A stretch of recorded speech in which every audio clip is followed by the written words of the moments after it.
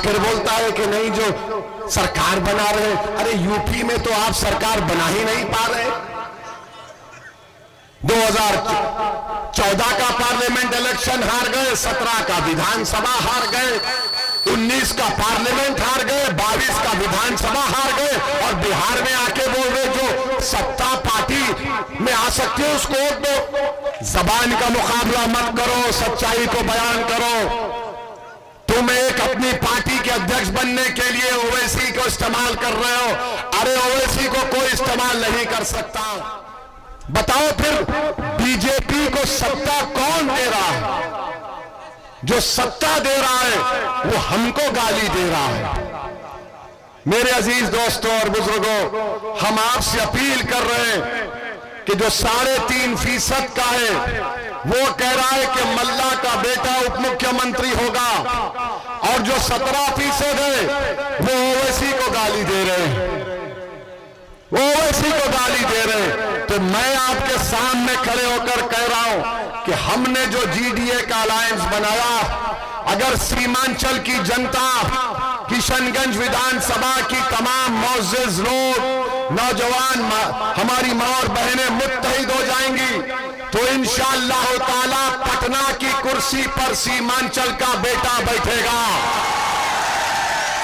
ये जज्बात में लाने के लिए नहीं कह रहा हूं, ये सच होगा इंशाअल्लाह ताला। मुझे यकीन है कि मेरे इस बोलने के बाद राजद और कांग्रेस की रात की नींद तो हराम हो जाएगी, और वो आकर कहेंगे ये देखो ये भड़काऊ भाषण दे दिया। अरे भड़काऊ भाषण नहीं दे रहा हूं, सच्चाई को बयान कर रहा हूं। मेरा ख्वाब है, मेरी जुस्तजू है। अरे क्यों नहीं हो सकता? बराबर हो सकता है। आप एक नौजवान गरीब के बेटे को कामयाब करो जो एडवोकेट है। क्या ये काबिल नहीं है मुख्यमंत्री बनने के? बताओ, क्या ये काबिल नहीं है मुख्यमंत्री बनने के? क्या काबिलियत खानदान से पैदा होती या गरीबी की जुस्तजू से पैदा होती? क्या काबिलियत का मियार दौलत है या जो तकलीफ को देखकर जुल्म के खिलाफ आवाज उठाता है? कोई आकर बोलता है कि नहीं जो सरकार बना रहे, अरे यूपी में तो आप सरकार बना ही नहीं पा रहे। 2014 का पार्लियामेंट इलेक्शन हार गए, 17 का विधानसभा हार गए, 19 का पार्लियामेंट हार गए, 22 का विधानसभा हार गए, और बिहार में आके बोल रहे जो सत्ता पार्टी में आ सकते हो उसको वोट दो। राजद कब सत्ता में आई थी? और ये गठबंधन से हमारा एक सवाल है, नरकटियागंज वहां पर गठबंधन ने दीपक यादव को टिकट दिया। अभी गूगल करो, दीपक यादव का नाम देखो। दीपक यादव विश्व हिंदू परिषद का है। दीपक यादव तलवार बांट रहा है और ओवैसी को गाली देते हुए नफरत फैलाता है। अरे मैं सीमांचल में कलम बांटने का काम करना चाहता हूं, तुम जिसकी तारीफ कर रहे हो तलवार बांट रहा है। और तलवार बांट रहा है तो क्या मुर्गी को काटेगा या बकरे को काटेगा? क्यों बांट रहा है? तेजस्वी गठबंधन वालों बोलो। नरकटियागंज, और तेजस्वी किसको अवार्ड देता है? कामेश्वर यादव। कमरुल हुदा साहब, आपने तो अपनी जवानी में भागलपुर का फसाद देखा होगा, जब भागलपुर की खेतों पर 1000 लाशें पड़ी हुई थी, उनके परिवार के लोग कफन दफन नहीं कर सके तो उस पर फूल गोभी उग गई थी। कामेश्वर यादव आरोपी था और ये यादव लालू परिवार उसको अवार्ड देता है।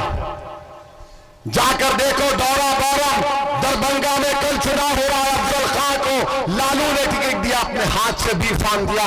तेजस्वी जाकर मुकेश सहनी के बड़े भाई संतोष के लिए बोलता अफजल को वोट मत दो, इसको वोट दो। हम 8 दिन से बोल रहे अफजल को धोखा दे रहा है। तो कल रात में मुकेश सहनी ने कहा कि हमको नहीं चाहिए। लालू लेटर लिख दिए निर्वाचन सदन को कि अफजल हमारी पार्टी का नहीं है। तुम इस तरह से 17% को बर्ताव करते हो।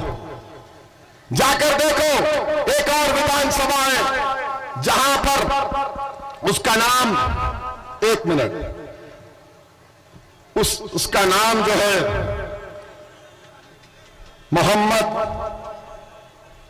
मोहम्मद कामरान गोविंदपुर से 2020 में गठबंधन का जीता था। और आपने क्या किया, 33,000 वोट से मोहम्मद कामरान जीता था कमरुल हुदा। गठबंधन ने टिकट काट दिया पूर्णिमा यादव को और उसके पति कौशल यादव को, जो जेडीयू से निकल कर है, उनको टिकट दे दिया। पूर्णिमा यादव गोविंदपुर से, कौशल यादव नवादा से। यानी एक मोहम्मद कामरान को कुर्बान करो और दो को हासिल करो, एक को बर्बाद करो और दो को ले लो। यह सच्चाई है गठबंधन की। इसीलिए हमको गाली देते हैं, हम पर उंगलियां उठाते हैं। मेरे अजीज दोस्तों और बुजुर्गों, अगर आप पूरी तैयारी के साथ इस नौजवान को कामयाब करेंगे जो गरीब खानदान से लड़कर पढ़ लिख कर आगे आया है, तो किशनगंज में यकीनन काम होगा, विकास का काम होगा। 30-35 साल से आप इस उम्मीद पर अपना वोट दे रहे हैं कि शायद कुछ हो जाएगा। मेरे भाई याद रखिए, लम्हों ने खता की, सदियों ने सजा पाई। हमने कभी भी सीमांचल के मफाद पर कॉम्प्रोमाइज नहीं किया। ये कांग्रेस पार्टी का एक सांसद बोलता है ओवैसी की जात क्या है, ओवैसी की जमीन क्या है, ओवैसी की दौलत क्या है। अरे सोन, मैं मुसलमान हूं, गयूर मुसलमान हूं। मैं रसूलुल्लाह सल्लल्लाहु अलैहि वसल्लम का उम्मती हूं। बहरूपिया बोलता है मेरा नाम मेरे अब्बा और अम्मा ने असदुद्दीन रखा, दीन का शेर के नाम से रखा। और तो पूछता है मेरी जमीन कितनी है। अरे पूरा सीमांचल मेरा है, बता तेरा क्या है।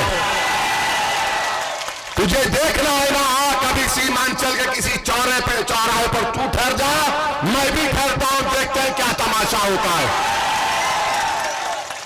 और बोलता है कि वहां से आया।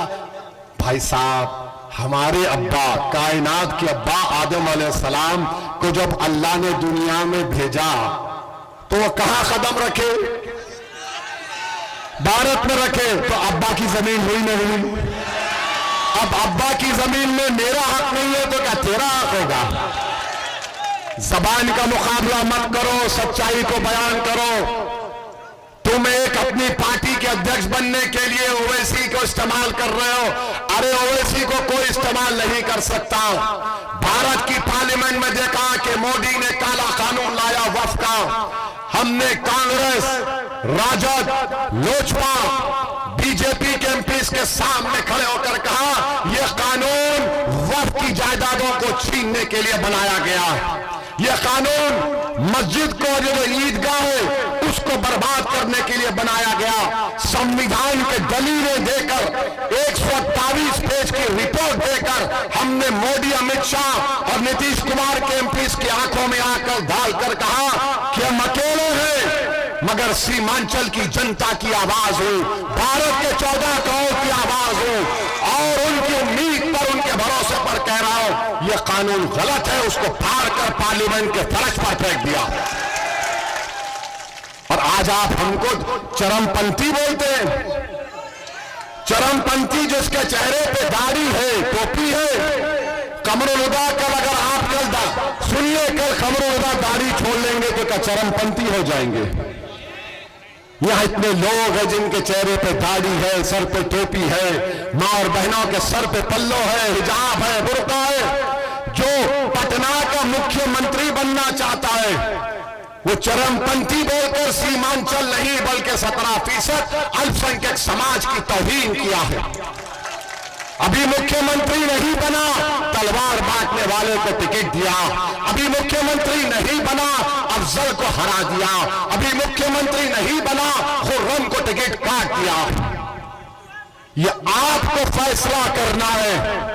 पतंग छाप आपकी आवाज है, पतंग छाप आपकी ताकत है। सीमांचल के इंसाफ के लिए, यहां के नौजवानों के पलायन को रोकने के लिए, यहाँ के मासूम बच्चे जो अपनी माँ की कोख से पैदा होते हैं, उनकी जिंदगी को बचाने के लिए, बच्चियों के कॉलेज का इंतजाम करने के लिए, नदी के कटाव को रोकने के लिए, ताजबंद का काम कराने के लिए, एएनयू कैंपस को सुधारने के लिए, आपकी एक सियासी ताकत को बनाने के लिए 11 तारीख को पतंग छाप को आप वोट देंगे और सीमांचल को कामयाब करेंगे। तो लगाइए हमारे साथ नारा, सीमांचल जिंदाबाद, सीमांचल जिंदाबाद, किशनगंज की जनता जिंदाबाद, हमारा इत्तेहाद जिंदाबाद, नारे तकबीर। अस्सलाम वालेकुम। इस नौजवान का साथ दीजिए, इसको कामयाब करिए। बिहार में 60% आबादी 35 साल से कम उम्र नौजवानों पर मुश्तमिल है।